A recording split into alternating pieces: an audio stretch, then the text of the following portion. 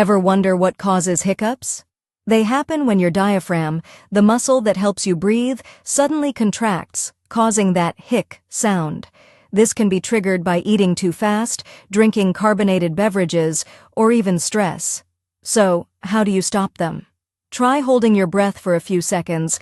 This helps reset your diaphragm. Drinking a glass of cold water or swallowing a spoonful of sugar can also do the trick by stimulating your throat muscles. For persistent hiccups, lightly pulling on your tongue can sometimes help calm the diaphragm.